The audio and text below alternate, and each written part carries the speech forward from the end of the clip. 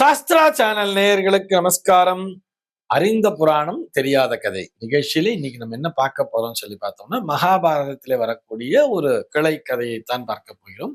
Mostly இந்த கதை வயதுல பெரியவர்கள், வயதான மூத்தவர்கள் அத்தனை பேரும் தெரிஞ்சு வச்சுருப்பா. நான் அடுத்த இந்த தலைமுறையினருக்காக, இளம் தலைமுறையினருக்காக இந்த கதையை சொல்ல வரையும். இதுல பார்த்தோம்னா அந்த அர்ஜுனன், மகாபாரதத்துல அர்ஜுனன் தான் ஹீரோன்னு நமக்கு தெரியும். அவருடைய அந்த தேர் கொடியிலே அனுமன் இருக்கிற மாதிரி அந்த கொடியை நம்ம பார்த்திருப்போம். குருக்ஷேத்திர போர் அப்படின்னு வரும்பொழுது அந்த ஸ்டில்லு நிறைய இடத்துல பார்த்திருப்போம். அவருடைய தேர் பார்த்த சாரதியாக, பார்த்தனன்னா அர்ஜுனன், அந்த பார்த்தனனுக்கு சாரதியாக கிருஷ்ணன் தான் தேர் ஓட்டிட்டு இருப்பார். மேல அந்த கொடியில பார்த்தோம்னா அந்த கொடியில ஆஞ்சநேய சுவாமி பறக்கிற மாதிரி ஒரு கொடியை வச்சிருப்பா. நம்ம நிறைய பார்த்திருப்போம். இது நான் ஏன் இந்த நேரத்துல சொல்றேன்னா, இந்த வண்டி, இந்த கார் எல்லாம் போகுது இல்லையா, நிறைய பேர் கார் டிரைவர்ஸ் எல்லாம் பாத்தீங்கன்னா ஒரு ஆஞ்சநேய சுவாமி பறக்கிற மாதிரி ஒரு பொம்மை விற்கும். அதை வாங்கி தொங்க விட்டுருப்போம் அந்த கார்ல. இந்த நம்ம ரிவர் வியூ மிரர்னு வச்சிருப்போம் தெரியுமா, அந்த மிரர்ல பார்த்தோம்னா இந்த ஆஞ்சநேய சுவாமி இப்படி துங்கி இப்படி பறந்துட்டு இருக்கிற மாதிரி அது தொங்க விட்டுருப்போம். அது அப்படி இப்படி ஆடின்னு இருக்கும். நிறைய பேர் அந்த நாள் அந்த பர்ஃபி பொம்மை, அந்த பொம்மையெல்லாம் தொங்க விட்டு இருந்தா. இப்ப நிறைய பார்த்தோம்னா ஒண்ணு ஒரு சூரியன் மாதிரி ஒரு காப்பர்ல ஒண்ணு விற்கிறது, அதை வாங்கி தொங்க விடுறா. இல்லைன்னா இந்த ஆஞ்சநேய சுவாமியை வாங்கி தொங்க விடுறா. எதுக்காக இந்த ஆஞ்சநேய சுவாமி பொம்மையை தொங்க விட்டுருக்காங்கன்னா, அது நம்மை பாதுகாக்கும் என்பதற்காகத்தான். அது சம்பந்தமான ஒரு கதையைத்தான் பார்க்க போகிறோம். முதல்ல அர்ஜுனன் இப்படி காட்டுல நடந்து போயிட்டே இருக்கான். காட்டுல நடந்து போகும்போது யோசிச்சுட்டே போனானா அர்ஜுனன், எதுக்காக ராமன் மிகச்சிறந்த வில்லாளி அப்படின்னு சொல்லி கேள்விப்பட்டிருக்கோம். ராமபானம் கரெக்டா அந்த இடத்த போய் தாக்கும். ராமபானம்னாலே ரொம்ப மகத்துவம் வாய்ந்ததுன்னு சொல்லி கேள்விப்பட்டிருக்கோம். அப்படி இருக்கும் பொழுது அவர் இந்த கடலை கிராஸ் பண்றது எதுக்காக, இந்த வானர படைகளை கொண்டு, இந்த கற்களை கொண்டுலாம் இவர் பாலம் கட்டியிருக்கணும். தன்னுடைய அந்த வில் வித்தையின் மூலமாக, அந்த திறமையின் மூலமாக அம்புகளை கொண்டே பாலத்தை கட்டியிருக்கலாமே. அப்புறம் இவர் என்ன ஒரு மிகப்பெரிய வில்லாளின்னு சொல்லிட்டு கொஞ்சம் ஒரு மாதிரி தான் மிகச்சிறந்த வில்லாளி போலவும், ராமன் சரியானபடி ஒரு வில் வித்தையை கற்றுக்கொள்ளவில்லை. அப்படி அவர் கற்று தேர்ந்தவராக இருந்தாலும் அந்த தன்னுடைய அம்புகளின் மூலமாக ஒரு பாலத்தை பெருசா கட்டி இருக்கலாமே, அதுல எல்லாரும் அழகா டிராவல் பண்ணியிருக்கலாமேங்கிற மாதிரி நினைச்சிட்டு போயிட்டே இருந்தாராம். இப்போ அந்த இடத்துல ஒரு குரங்கானது அமர்ந்து கொண்டு தவம் பண்ணிட்டே இருந்துச்சான். அந்த குரங்குன்னா நமக்கு இப்ப குரங்குன்னு சொன்னா நமக்கு யாருன்னு புரிஞ்சிருக்கும். அது ஆஞ்சநேய சுவாமி தான். அவர் தான் சிரஞ்சீவியாச்சு. அந்த யுகத்தையும் தாண்டி அடுத்த யுகத்திலும், திரேதா யுகத்தையும் தாண்டி துவாபர யுகத்திலும் வாழ்ந்து கொண்டிருக்கிறார். வயதான ஒரு குரங்கு உட்காந்து ஜபம் பண்ணிட்டே இருக்குங்கிறத அவர் பாக்குறார். அந்த குரங்கு ராம ராம ராமான்னு சொல்லிட்டே இருக்கு. இவருக்கு அர்ஜுனனுக்கு அர்ஜுனன் பாக்குற அந்த குரங்கு தவம் பண்ணிட்டு இருக்கிறது, ஆனா அது ராம ராம ராமான்னு சொல்லிட்டு இருக்கிறத பாக்குறான். பார்த்துட்டானா இவருக்கு அது ஆஞ்சநேயர்னு ஸ்ட்ரைக் ஆகல.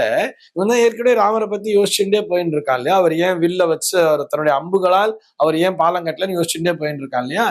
அப்ப போய் இந்த குரங்க போய் சீண்டுறான். இவன் போய் என்ன சொல்றான், நீ ராமநாமத்தை சொல்லி ஜபம் பண்ணிட்டே இருக்க, உங்க ராமர் மிகச்சிறந்த வில்லாளியாக இருந்திருந்தால் அவர் பாலத்தை அழகா தன்னுடைய அம்புகளின் மூலமாகவே தான் அம்பு பானங்களை எய்து அதன் மூலமாக ஒரு சரப்பாலத்திலேயே கட்டி இருக்கலாமே. அதை விட்டுட்டு எதுக்கு உங்களை மாதிரி இந்த வானர படைகளை வச்சு அவர் போய் பாலத்தை கட்டினான்னு சொல்லிட்டு ஏளனமா கேட்கிறான். அதுக்கு இப்போ அந்த ஆஞ்சநேய சுவாமி, அதாவது அந்த குரங்கு, வயதான குரங்கு என்ன பண்ணு, கண்ணை திறந்து பாக்குறது. திறந்த உடனே அவர் தன்னுடைய திருஷ்டியின் மூலமா வந்திருக்கிறது அர்ஜுனன் தான்.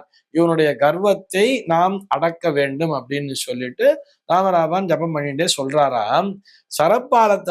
சரப்பாலம் என்பது அம்புகளால் ஒரு பாலத்தை கட்டணும்னு சொன்னா அது என்னை போன்ற ஒரு வயதான குரங்கனுடைய எடையே தாங்காது.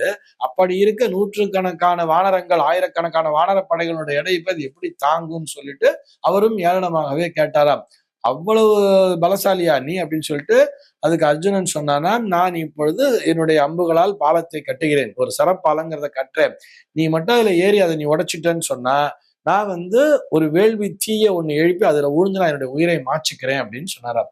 ஆஞ்சநேய சுவாமியும் சவாலுக்கு சரின்னு சொன்னார். ஆஞ்சநேய சுவாமி உன்னுடைய சவாலுக்கு நான் சரியும், நான் தோத்து போயிட்டேன்னு சொன்னா, உன்னுடைய பாலத்தை உடைக்க முடியலன்னு சொன்னா ஆயுசு முழுக்க நான் உனக்கு அடிமையாகவே இருந்து விடுகிறேன் ஆஞ்சநேய சுவாமியும் சொல்லிட்டாராம். உடனே அர்ஜுனன் என்ன பண்றான், தன்னுடைய பலத்தின் மேல் நம்பிக்கை வைத்து, தன்னுடைய காண்டீபத்தின் மேல் அவனுக்கு அவ்வளவு நம்பிக்கை, செல்ஃப் கான்பிடன்ஸ் தானே.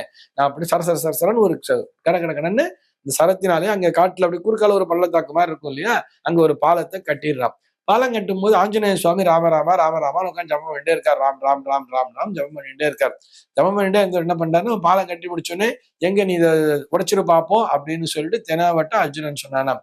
அந்த நேரத்துல போய் ஆஞ்சநேய சுவாமி ராமராமா அப்படின்னு சொல்லிட்டு லேசா காலை வச்சாரோ, தூள் தூளா போயிடுத்தாம் அந்த பாலம். தூள் தூளா அந்த பாலம் போடனே உனக்கு அப்படியே பயம் வந்துருது, உனக்கு கவலை வந்துருது. என்னடா இது அப்படின்னு சொல்லிட்டு பயந்துட்டு, சரி எப்படி இருந்தாலும் வாக்கு கொடுத்துட்டா இல்லையா, க்ஷத்திரியன் இல்லையா, சொல்லிட்டா இல்லையா, சேலஞ்சில தோத்து போயிட்டா, என்ன பண்றது, உடனே வேள்வித்தீயை எழுப்புகிறான். அங்க ஒரு பெரிய ஒரு நெருப்பை வந்து ஒரு குண்டத்துல உருவாக்கிட்டு, கிருஷ்ணா என்ன மன்னிச்சுடு, இப்ப நான் வந்து இந்த மாதிரி என்னுடைய உயிரை மாய்த்து கொள்ள வேண்டிய ஒரு சூழல்ல இருக்கேன், என்ன பண்றது, நான் இறந்துட்டா என்னுடைய சகோதரர்கள்லாம் என்ன பண்ணுவாங்களோ தெரியலையே கிருஷ்ணா அப்படின்னு சொல்லிட்டு வேண்டிட்டு அந்த யாகத்தீயில குதிக்க போறானாம். அப்ப ஆஞ்சநேய சுவாமியும் தடுத்தாராம். அவர் ஆஞ்சநேயர்ங்கிறது இன்னும் அவனுக்கு சொல்லல, தெரியாது. அப்ப இந்த குரங்காக இருக்கிற அது கூட தடுத்துச்சா, இல்ல இல்ல அதெல்லாம் பண்ணாதே, நான் சும்மா உனக்கு விளையாட்டுக்காக தான் சொன்னேன், உனக்கு ராமனுடைய பலத்தை, அதாவது ராமநாமத்தினுடைய மகிமையை உனக்கு புரிய வைக்கணுங்கிறதுக்காகத்தான் நான் சொன்னேன், ராமராமான்னு சொல்லிட்டு நான் கால் வச்சு உடஞ்சிருத்துப்பா, நீ அதனால நீ உன்னுடைய உயிரை மாச்சிக்க வேண்டாம்னு சொல்லி தடுத்து பார்க்கிறார். இல்ல நான் சொன்னதுதான் சொல்லிட்டு அவன் குதிக்க போறான். அந்த நேரத்துல அங்க ஒரு முதியவர் ஒருத்தர் வந்தாராம். அந்தனர், ஒரு அந்தனர் வடிவில ஒரு முதியவர் ஒருத்தர் வர்றார், ஒரு வயசானவர். வந்து நில்லுங்க நில்லுங்க, என்ன பிரச்சனைங்க, என்ன ஆச்சு அப்படின்னு சொல்லி அவர் கேட்கிறார். நடந்ததையெல்லாம் அர்ஜுனன் சொல்றான். சொன்ன உடனே அந்த முதியவர் சொன்னாராம், இல்ல நீ சொல்றதெல்லாம் நான் நம்ப மாட்டேன், இந்த குரங்காவது உன்னுடைய பாலத்தை உடைக்கிறதான்னு சொன்னோடனே இந்த குரங்குக்கும் ஒரு பயம், அதுக்கும் கோபம் வர்றது. உடனே சாட்சி இல்லாம நான் நம்ப மாட்டேன், நீங்க ஏற்கனவே இதுக்கு ஏதாவது சாட்சி வச்சிருக்கீங்களான்னு சொல்லி அவர் கேட்கிறார். இல்ல யாரும் சாட்சி இல்ல, நாங்க சொல்றதுதான் நிஜம் சொன்னோன்னே, சாட்சி இல்லாம எதுவுமே சட்டப்படி செல்லாது, அதனால இதை நம்ப முடியாது. இப்போ நான் சாட்சியா இருக்கேன், மறுபடியும் ஒரு தடவை நீ அந்த மாதிரி பாலத்தை கட்டு, இந்த குரங்கு உடைச்சிடுத்துன்னா நான் நம்புறேன் அப்படின்னு சொல்லிட்டு அந்த முதியவர் சொன்னாராம். உடனே வந்து என்ன பண்ணா, ஏற்கனவே வந்து அடி வாங்கியிருக்கான் இல்லையா, தோத்து போயிட்டான் இல்லையா அர்ஜுனன், உடனே என்ன பண்றான், இப்போ கிருஷ்ணா நீதான் எனக்கு துணைன்னு சொல்லிட்டு கிருஷ்ணனுடைய பெயரை சொல்லிட்டு, கிருஷ்ணநாமத்தை சொல்லிக்கொண்டு கிருஷ்ணா கிருஷ்ணா கிருஷ்ணான்னு சொல்லிட்டு என்ன பண்றான், பாலத்தை கட்டி முடித்து விடுகிறான். இப்ப ஆஞ்சநேய சுவாமி என்ன பண்றான்னு சொன்னா, வந்து நீ வந்து குதி பாப்பா அப்படின்னு சொன்னா, அவர் வந்து டொம்மு டொம்முன்னு குதிக்கிறார், என்ன புரள்றார், என்னென்னவோ பண்ணி பாக்குறார். அதை தகர்க்கவே முடியவில்லையாம், உடையவே முடியலையா. என்ன அப்படின்னு சொன்ன உடனே அப்பதான் ஆஞ்சநேய சுவாமிக்கு வந்திருக்கிறது வேற யாரோ அப்படின்னு சொல்லாத, இது வந்து சாதாரண முதியவர் அல்ல, அந்தனர் அல்லன்னு சொல்லிட்டு ஆஞ்சநேய சுவாமி பணிந்து, ஐயா நீங்க யார் அப்படின்னு சொல்லுங்க அப்படின்னு சொல்ற உடனே கிருஷ்ணர், அது வந்து கிருஷ்ண பரமாத்மா தான் வந்திருக்கார். நமக்கு எல்லாருக்கும் புரிஞ்சது தானே இந்த கதையானது. இப்ப கிருஷ்ணர் வந்து தன்னுடைய சுய உருவை காட்டுகிறார், பரந்தாமனாக வந்து நிற்கிறார், எல்லாரும் நமஸ்காரம் பண்றார், அர்ஜுனனும் நமஸ்காரம் பண்றான். பண்ண உடனேயே ஆஞ்சநேய சுவாமி வணங்குகிறார். இப்ப அர்ஜுனன்ட்ட சொன்னாராம், வந்திருக்கிறது இது யாரும் இல்லை இந்த குரங்கு நீ நினைச்சிட்ட, இது வந்து சாட்சாத் அனுமன் தான், ஆஞ்சநேயர் தான் அப்படின்னு சொல்லிட்டு, இப்ப ஆஞ்சநேய சுவாமி கேட்டாரா, ஏன் எனக்கு புரியல, இப்ப மட்டும் ஏன் அது உடையாம இருக்கு அப்படின்னு சொன்ன உடனே, முதல்ல அர்ஜுனன் வந்து என்னை மறந்து அவன் தன்னை மட்டுமே, தன் மீது நம்பிக்கையை கொண்டு அவன் அந்த பாலத்தை கட்டினான். நீ ராமநாமத்தை ஜபம் பண்ணிட்டே இருந்து, நீ ராமநாமத்தை சொல்லிட்டே போய் அதுல கால் வச்ச உடனே அது உடஞ்சிடுத்து. இப்ப என்னாச்சு, உனக்கு உண்மைதான நம்பிக்கை என்பது அதிகரித்து விட்டது. பொதுவா என்ன சொல்லுவா, அனுமனுக்கு தன் பலம் தனக்கு தெரியாதுன்னு சொல்லுவா. ஆனா நீ ஏற்கனவே அந்த பாலத்தை உடைச்சிருந்ததுனால மறுபடியும் என்ன பெருசா பாலத்தை கட்டிட போறான்னு சொல்லிட்டு நீ அலட்சியமா போய் நீ குதிச்ச, எல்லாம் பண்ண, ஆனா நீ ராமநாமத்தை உச்சரிக்க மறந்து விட்டாய். இவன் என்ன பண்ணா, கிருஷ்ணா கிருஷ்ணா கிருஷ்ணா கிருஷ்ணான்னு சொல்லிட்டு இந்த பாலத்தை கட்டினா, இந்த பெயரை சொல்லிக் கொண்டிருந்தே இருந்தா இந்த பாலமானது வலுப்பெற்று விட்டது. அப்படின்னா இதுல இருந்து என்ன சொல்ல வரும் அப்படின்னு சொன்ன, இந்த கதையின் மூலமாக நமக்கு என்ன புரிய வைக்கிறா அப்படின்னு சொன்னா, அதாவது கடமையை செய்யணும் அப்படிங்கிறது, கடமைகளும் பொறுப்புகளும் எல்லா மனிதர்களுக்குமே உண்டு.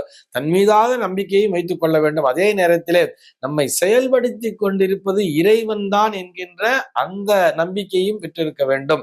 அதோடு அந்த இறைவனின் மேல் முழுமையான நம்பிக்கையை கொண்டு அந்த இறை நாமத்தை சொல்லிக்கொண்டே எவன் ஒருவன் ஒரு செயலை செய்கிறானோ அந்த செயலிலே அவன் முழுமையாக வெற்றியை பெறுகிறான் அப்படிங்கிற அந்த ஒரு பெரிய உபதேசத்தையும் கொடுக்கிறார். அந்த நேரத்திலே கொடுத்துட்டு அனுமன்ட்ட சொன்னாராம், நீ வந்து ஆயுசுக்கு அடிமையா இருக்கேன்னு சொன்னால, அடிமையா இருக்க வேண்டாம், இந்த குருக்ஷேத்திர போரிலே அவனுடைய கொடியிலே நீ இடம் பெற்றிருக்க வேண்டும்.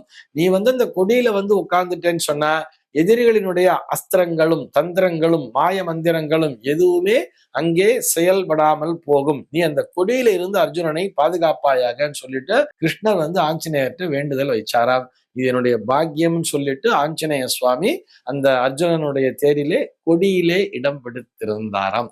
இதை வச்சுதான் நம்மளும் என்ன பண்றோம், நமக்கு வந்து ஒரு ரத்தம் அப்படின்னு சொன்னா நம்முடைய கார் தானே. இந்த காரு சொந்தமா வண்டி வச்சிருக்கிறோம் எல்லாருமே, நிறைய பேர் டாடா ஏஸ் எல்லாம் கூட வச்சுட்டு இருப்பா. அந்த வண்டியெல்லாம் பார்த்தா கூட அவர்களுடைய பாதுகாப்பு கருதி எதிரிலிருந்து எந்த விதமான எதிர்மறை சக்திகளும் வந்து இவர்களுடைய வாகனத்தை தாக்கிவிடக்கூடாது என்பதற்காக இந்த தொங்கின்னு இருக்கிற ஆஞ்சநேயரை அப்படியே அந்த இதுல மாட்டி வச்சிருப்பா, அந்த ரிவர்வியூ மிரருக்கு கீழே மாட்டி வச்சுட்டு இருப்பா. இன்னும் ஒரு சில பேர் கொடியாவே கூட வச்சுட்டு இருப்பா, ஆஞ்சநேய சுவாமி கொடியை கூட தன்னுடைய ஃப்ரண்ட்ல கார்ல பேரண்ட்ல கூட கட்டிட்டு இருப்பா. இப்படி இந்த ஆஞ்சநேய சுவாமி அப்படிங்கிறவர் நம்மை பாதுகாப்பார் அப்படிங்கிறதுக்காக சொல்லிக்கிறோம். மீண்டும் அடுத்த நிகழ்ச்சியிலே வேறொரு புராண கதையோடு உங்களை சந்திக்கிறேன்.